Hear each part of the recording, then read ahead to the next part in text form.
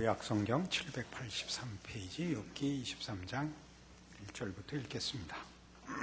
욥이 대답하여 이르되 오늘도 내게 반항하는 마음과 근심이 있나니 내가 받는 재앙이 탄식보다 무거움이라. 내가 어찌하면 하나님을 발견하고 그의 처소에 나아가랴. 어찌하면 그 앞에서 내가 호소하며 변론할 말을 내 입에 채우고 내게 대답하시는 말씀을 내가 알며 내게 이르시는 것을 내가 깨달으랴. 그가 큰 권능을 가지시고 나와 더불어 다투시겠느냐? 아니로다. 도리어 내 말을 들으시리라. 거기서는 정직한 자가 그와 변론할 수 있은즉 내가 심판자에게서 영원히 벗어나리라. 그런데 내가 앞으로 가도 그가 아니 계시고 뒤로 가도 보이지 아니하며 그가 왼쪽에서 일하시나 내가 만날 수 없고 그가 오른쪽으로 돌이키시나 배울 수 없구나. 그러나 내가 가는 길을 그가 아시나니 그가 나를 단련하신 후에는 내가 순금같이 되어 나오리라. 내 발이 그의 걸음을 바로 따랐으며 내가 그의 길을 지켜 치우치지 아니하였고 내가 그의 입술의 명령을 어기지 아니하고 정한 음식보다 그의 입의 말씀을 귀히 여겼도다. 그는 뜻이 일정하시니 누가 능히 돌이키랴. 그의 마음에 하고자 하시는 것이면 그것을 행하시나니 그런즉 내게 작정하신 것을 이루실 것이라. 이런 일이 그에게 많이 있느니라. 그러므로 내가 그 앞에서 떨며 지각을 얻어 그를 두려워하리라. 하나님이 나의 마음을 약하게 하시며 전능자가 나를 두렵게 하셨나니 이는 내가 두려워하는 것이 어둠 때문이나 흑암이 내 얼굴을 가렸기 때문이 아니로다. 욥기는 늘 읽으면 알쏭달쏭하죠. 그죠? 만만치 않은 내용입니다. 우선 23장에는 그 22장의 엘리바스의 끈질긴 공격에 대한 답이 이제 그 공격을 하는 엘리바스를 향하여 답을 하는 것이 아니라 계속 하나님께 하소연하는 것으로 바뀝니다. 이제 더는 대꾸할 필요가 없다고 느꼈고 또 그만큼 이 고난 속에서 진전한 것이죠. 그래서 그 진전이 이렇게 되어 있습니다. 하나님은 내 말씀을 내가 말하는 것을 들어주실 분이다. 그런데 내가 찾아도 만나지 못하고 있다. 그래서 결국 하나님이 자기 뜻을 이루시는 결과를 기다릴 수밖에 없다. 이렇게 이어지고 있습니다. 말하자면 10절에 있는 이 유명한 그러나 내가 가는 길을 그가 아시나니 그가 나를 단련하신 후에는 내가 순금같이 되어 나오리라. 이 말씀 우리 잘 아는 것인데 이것이 앞에 있는 고난과 일종의 비명, 절망과 어떻게 이어지는가 하는 것이지요. 욥은 자기의 억울함을 또 자기의 진심과 순결함을 하나님은 아실 것이라고 생각을 합니다. 그런데 하나님을 만날 수가 없습니다. 하나님을 만나면 하나님이 욥의 무죄함을, 정당함을 분명히 들어주시고 그렇게 판정을 내리실 텐데 만나야 답을 얻죠. 그게 무슨 뜻이냐면 지금 일어나고 있는 것은 나에게 문제가 있기 때문이 아니라 하나님께 문제가 있기 때문이라고 합니다. 문제라고 하니까 이제 다시 무슨 말인가 싶죠. 문제란 뭐냐 하면 욥에게 어떤 문제가 있어서 일이 어려운 것이 아니라 친구들이 공격하는 바와 같이 그가 무언가를 해결해야 답이 얻어지는 것이 아니라 하나님께 이제 우리식으로 문제가 있어서 하나님이 해결하셔야 됩니다. 문제라고 그러니까 무슨 잘못이 있다고 느끼게 되겠지만 그게 아니라 지금 감추어져 있는 것은 하나님이 그 마음에 두시고 아직 다 나타내시지 않았기 때문에 일어나는 어려움이라는 것입니다. 그래서 10절에 내가 가는 길을 그가 아시나니 라는 표현은 그겁니다. 하나님의 비밀이라. 하나님이 아직 다 나타내시지 않은 감추고 하시는 일이라. 그래서 이거는 하나님 손에 달려있는 일이라. 내 발이 그의 걸음을 바로 따랐으면 내가 그의 길을 지켜 치우치지 아니하였고 내가 그의 입술의 명령을 어기지 아니하고 정한 음식보다 그의 입의 말씀을 귀히 여겼도다. 한 번도 알려주신 것을 내가 안 따른 적은 없다. 그러나 지금 당하는 일은 하나님이 속에 감추고 있기 때문에 모르기 때문에 따를 방법도 없다. 그러나 그가 신실하신 분이니 그가 자신의 뜻을 이루실 것이요, 그걸 이룰 때에는 나에게 중요한 유익이 생길 것이라는 것은 내가 안다. 그러면서 13절에 그래서 이 말이 나오죠. 그는 뜻이 일정하시니 누가 능히 돌이키랴. 그의 마음에 하고자 하시는 것이면 그것을 행하나니, 그 일정하다는 건 그는 늘 한결같으시니 신실하시고 변함이 없으시니 누가 능히 돌이키랴. 그의 마음에 하고자 하시는 것이면 그것을 행하시나니 그런즉 내게 작정하신 것을 이루실 것이라. 이런 일이 그에게 많이 있느니라. 하나님은 우리와 타협하시지 않는다는 겁니다. 타협하시지 않는다는 것은 적당히 봐주지 않는다는 뜻이죠. 잘못을 눈 감아 주시지 않는다는 뜻이 아니라 하나님이 정한 일, 그 아들을 보내기까지 가지신 의지와 지극하심을 타협하시지 않는다는 거죠. 신약적 배경을 갖고 우리가 이해하면 예수 외에 다른 구원자의 이름을 주신 적이 없다 이겁니다. 예수로 말미암는 구원이라는 것은, 예수를 믿어야 된다는 말은 가장 중요하게 예수로 나타내신 깊이와 넓이와 높이의 내용, 예수로만 되어지는 죽음과 부활의 그 능력으로 들어오지 않는 구원은 하나님 허락하지 않겠다.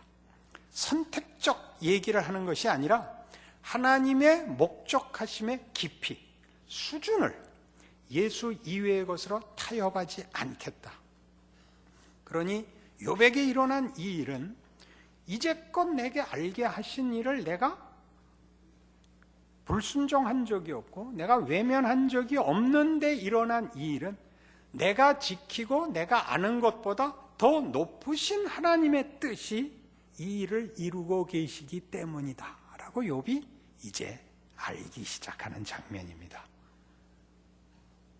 그래도 모를까요? 아직도 우리 이 처음에 나오는 2절에는 오늘도 내게 반항하는 마음과 근심이 있나니 내가 받는 재앙이 탄식보다 무거움이라. 이 개정개혁이고 우리 그 원문대로 하자면 내가 혹독히 원망하니, 그런 직역하면 그런 표현입니다. 혹독히 원망한다는 건 대단히 불편하게 여기고 대단히 거부감이 느껴진다는 것으로 먼저 우리가 이해하기 쉽지만, 성경에는 바로 이런 표현이 여기에 쓰여 있습니다. 히브리서 5장. 이 혹독한 원망에 해당하는 한번 히브리서 5장에서 누구에게서 이 동일한 경험이 일어나고 있는지를 보시면 놀라실 것입니다. 신약성경 356페이지 히브리서 5장 7절. 그는 육체에 계실 때 자기를 죽음에서 능히 구원하실 이에게 심한 통곡과 눈물로 간구와 소원을 올렸고, 욥이 겪은 것과 같은 것이죠. 심한 통곡이 뭐겠습니까? 그게 기뻐서 통곡을 하겠습니까? 만족해서 통곡을 하겠습니까? 순종하는 마음에서 통곡을 하겠습니까? 견딜 수 없어서 하는 울음을 통곡이라 그러죠. 그렇지 않습니까? 예수님이 그가 아들이시면서도 받으신 고난으로 순종함을 배웠다라고 8절에 나오듯이, 성자 예수님이신데도 감당할 수 없는, 우리 날카롭게 분명히 하자면 신성으로서 감당을 못한 게 아니라 인성으로 감당을 못한 거다. 이렇게 자꾸 미꾸라지처럼 비껴나갈 생각만 하지 마시고 그가 겪으신 고난이 욥이 한 것과 같다. 그거는 감당할 수 없는 것이었고 그것은 이겨낼 수 없는 고난이었다, 그런 뜻입니다. 근데 7절을 다시 보시면 그는 육체에 계실 때, 이 중요해, 육체에 계실 때니까 인성에 있을 때 자기를 죽음에서 능히 구원하시기에 심한 통곡과 눈물로 간구와 소원을 올렸고, 그러나 그 다음이 뭔가 보세요. 그의 경건하심으로 말미암아 들으심을 얻었느니라. 구역은 요 개정개혁 전번 거 개혁 성경은 그의 경외하심을 인하여로 되어 있죠. 경외하심을 인하여. 경외한다는 게 뭐죠? 경외한다는 게 상대방을 두려움과 복종으로 신뢰하는 것입니다. 자식이 부모를 신뢰하듯이 말입니다. 그러니까 그가 견딜 수 없는 고난을 당하고 있으나 넘겼다는 거죠. 결정권을 넘겼다는 것이죠. 그래서 어떻게 됐죠? 해결이 됐나요? 겟세마네 동산의 기도 아닙니까? 해결이 됐나요? 아버지요, 내 뜻대로 마옵시고 아버지의 뜻대로 하옵소서. 그 전은 뭐였죠? 할만하시거든 이 잔을 내게서 비켜주시옵소서였죠. 이거 만만히 보고 지나가시면 안 됩니다. 감당할 수 없는 것입니다. 그러나 맡겼죠. 경외하심으로. 경외는 어디서 나왔을까요? 그가 아들이시면서도 받으신 고난으로 순종함을 배웠다는 건 뭘까요? 그래서 온전하게 되었답니다. 받으신 고난으로 순종함을 배웠다는 건 예수님이 육신으로 오사 인생을 겪으시면서 받으신 고난이 감당할 수 없는 고통이었는데 그 고통으로 예수님이 배운 게 뭘까요? 내 문제를 내가 해결할 수 없다는 걸 고백하셨죠. 아버지 손에 맡겼죠. 욥기의 고백이 동일한 맥락 속에서 터져나오고 있는 것입니다. 그가 고난을 통하여 배우는 것은 인간의 한계입니다. 인간이라는 존재가 자기 문제를 자기가 다 풀 수 없다는 것이죠. 그러면 또 우린 자꾸 이제 순환 논리라고도 하고 환원주의라고도 할 수 있는 표현으로, 그러니까 결국 종교라는 거는 그저 굽신굽신 해갖고 복을 얻어내는 거 아니야, 이렇게 또 너무 쉽게 원칙으로 가버리는데 그 얘기가 아닙니다. 전혀. 이 고난으로 인하여 그가 무엇을 배우느냐 하는 문제는 만만치 않습니다.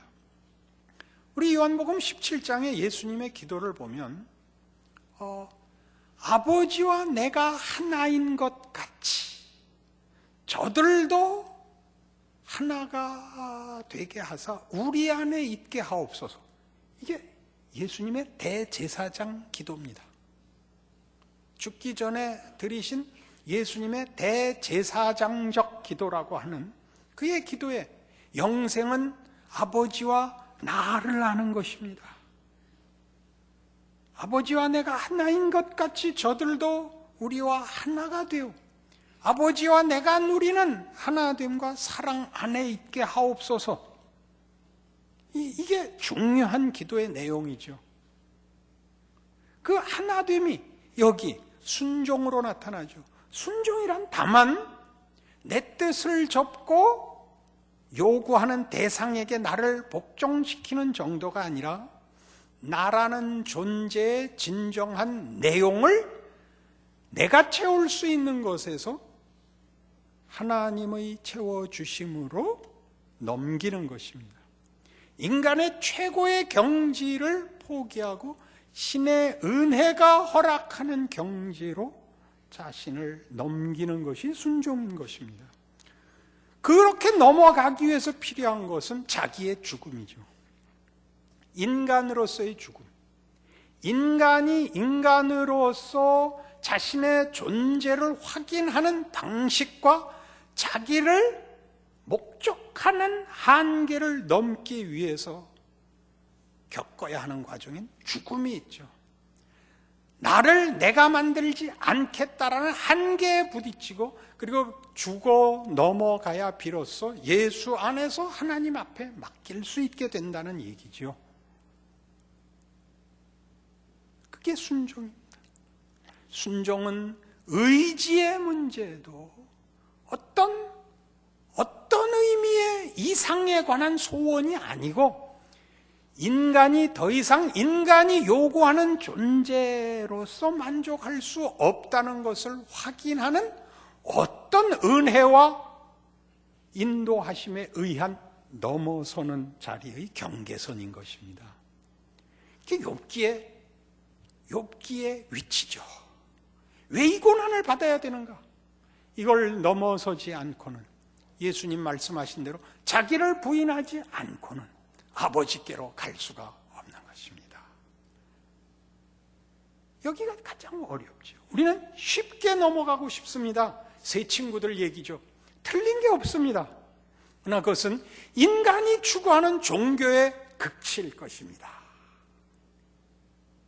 욥기의 필요는 거기를 넘어가야 된다는 거죠. 넘으려면 뭘로 넘어간다고요? 이 세 친구가 얘기하는 원칙과 무슨 정성과 보상의 경우를 넘지 않고는, 그것이 가지는 한계를 확인하지 않고는 그걸 뚫을 수가 없기 때문에 욥이 등장하는 것입니다. 세 친구가 등장하는 것은 그들이 가진 한계를 깨우치지 못하는 자를 위하여 욥이 하나님의 신비한 인도하심으로 죽음의 문턱에 인도함을 받아 자신의 경험을 낱낱이 고백하게 만드는 데 있는 것입니다. 이 세 친구가 얘기하는 모든 것을 가지고도 해결이 안 되는, 그리고 그것으로 해결하지 못하게 붙드시는 하나님의 손길을 그가 고백하고 있는 것입니다. 넘어와야 된다. 넘어가려면 죽어야만 넘어가는 것이고, 드디어 그는 자신의 죽음을 더 이상 요구하지 않습니다. 욥은 초반에는 뭘 했습니까? 생일을 저주하죠. 생일을 저주. 자기가 태어난 것을 저주합니다. 너무 고통이 심해서. 그러나 이제 진전될수록 오늘 이 자리에 오면 분명하게 그는 더 이상 죽음을 얘기하지 않습니다. 왜요? 죽는 건 다만 중단하는 것이죠. 고통의 중단, 의심의 중단, 불안의 중단에 불과하죠. 그게 아니라 생각해야 되고 고민하는 것은 죽음보다 큰 것이라는 거죠. 생각하고 고민하는 것은, 여러분 그 유명한 푸시긴이라는 시인을 아시죠? 삶이 그대를 속일지라도, 그 다 기억하고 계시죠? 그분의 시 중에 비가라는 시가 있습니다. 슬픈 노래, 저 비가.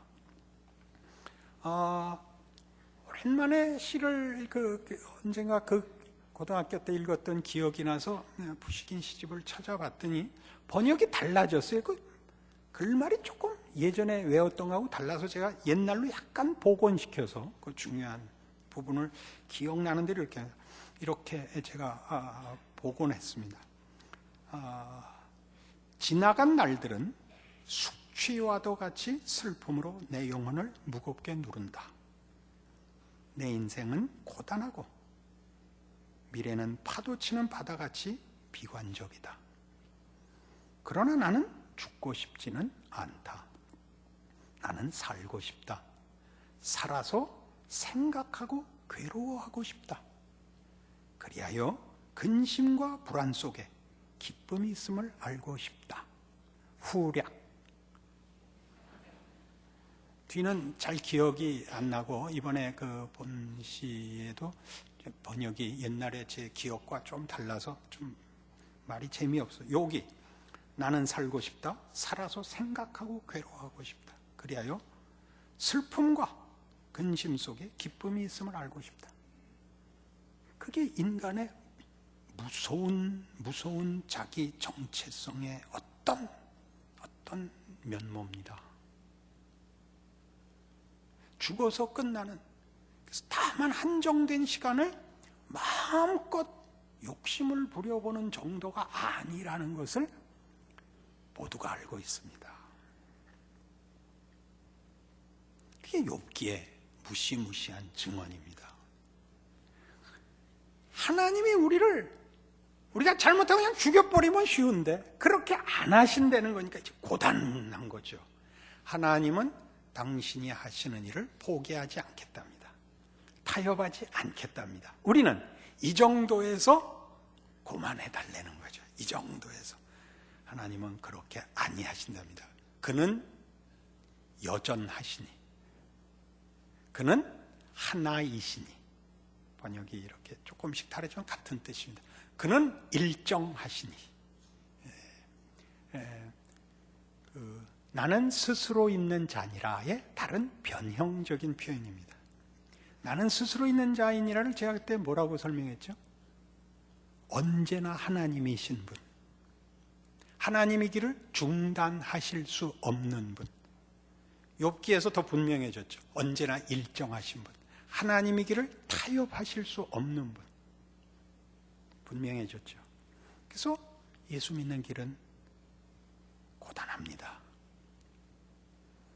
그러나 바로 그 하나님의 성실하심이 우리를 이 비명과 절망과 고난으로 부르기 때문에, 인도하기 때문에 우리는 비로소 우리의 존재가 세상의 것으로는 결코 만족할 수 없다는 걸 알게 되고, 푸시긴의 시처럼 그런 어떤 고통이라는 것으로 중단되고 그것을 소멸시키거나 완화시키는 것으로 대체할 수 없다는 자기 자신을 포함한 인간에 대한 이해를 낳습니다.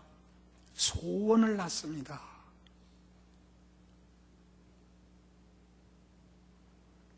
이 예수님께서 걸으신 길이 증언하는, 그는 육체에 계실 때 심한 통곡과 간구로 기도를 올렸고 그의 경외하심을 인하여 들으심을 얻었느니라. 그가 아들이시라도 받으신 고난으로 순종함을 배워서 온전하게 되셨은즉 자기를 따르는 자들에게 영원한 제사장이 되고, 기억하십시오. 그렇게 예수를 부르는 것입니다. 그렇게 쉽게 알라딘의 램프같이 문지르시면 안 됩니다. 어렵죠? 어려워서 더 깊죠. 더 놀랍죠. 인간이 뭔가, 인생이 뭔가를 알게 되죠. 예수를 믿는다는 게 무엇이며 하나님이 그 아들을 보내신 것이 무엇인지를 새삼 놀라게 되죠. 정호승 시 하나 더 소개합니다. 욥기 하다가 시인이 되고 말았습니다. 정호승 시의 축하합니다라는 제목입니다. 뭘 축하하나 한번 볼까요? 이 봄날에 꽃으로 피지 않아 실패하신 분 손들어 보세요. 손들어 보세요. 옆 사람 보기 없기. 이 겨울날에 눈으로 내리지 않아 실패하신 분 손들어 보세요. 안 들 거예요? 나는 벌써 2번 다 들었는데. 네. 꽃으로 피어나지 못하신 분 손 드셨군요. 원래 우린 아무도 없네요. 바위에 씨 뿌리다가 지치신 분 손 드셨군요. 첫눈을 기다리다가 서서 죽으신 분도 손 드셨군요. 네, 손 들어주셔서 감사합니다. 여러분들의 모든 실패를 축하합니다. 천국이 없어 예수가 울고 있는 오늘 밤에는 낙타가 바늘 구멍으로 들어갔습니다. 드디어 희망 없이 열심히 살아갈 희망이 생겼습니다. 축하합니다. 이런 시가 있더라고요. 알 것도 같고 모를 것도 같죠? 기독교 신앙을 설명해서 알 수 있는 거면 그거 다 아닙니다. 그렇게 간단하지 않습니다. 시인들이 누구죠? 말과 말을 이을 수 없어서 띄엄띄엄 쓴 사람들을 시인이라고 하는 겁니다. 신앙 고백은 띄엄띄엄 할 수밖에 없습니다. 어느 곳에는 그 돌다리가 끊겨서 건너갈 수 없게 되어 있는 징검다리가 하나 둘이 아닙니다. 저걸 쫓아오라고 놓아둔 디딤돌인지 빠져 죽으라고 치워놓은 건지 알 수 없게 되어 있죠. 거길 예수님이 걸어가셨습니다. 욥이 걸어갔습니다. 언제나 하나님이시기를 중단하지 않으시는 하나님의 손길이 우리를 붙들고 있습니다. 바다 위를 걷기를 소원했던 베드로처럼 우리 보고 길 없는 길을 걸어오라고 하십니다. 예수를 의지하여. 욥기지요. 예수님의 성육신이요. 그 안에서 허락한 은혜와 능력입니다. 여러분의 인생이 그런 인생인 줄 아시고 희망을 가지십시오. 믿음을 가지십시오. 축하합니다. 욥기에 입문하신 것을 축하합니다. 기도하십시다. 하나님 아버지 은혜를 감사합니다. 어찌 욥기를 함께 울라고 주셨겠습니까? 거기 있는 하나님의 지극하심을, 놀라우신 인도를 확인하라 주셨지요. 길이 안 보이고 답이 안 보입니다. 하나님이 우리를 향한 그 뜻이 너무 크기 때문입니다. 우리의 믿음 없는 것을 도와주시옵소서. 우리가 절망 앞에 설 때마다 하나님의 성실하심과 능력을 기억하게 하옵소서. 그 아들을 보내신 것을 기억하게 하옵소서. 그 아들이 울고 통곡한 것을 기억하게 하여 주시옵소서. 예수님 이름으로 기도합니다.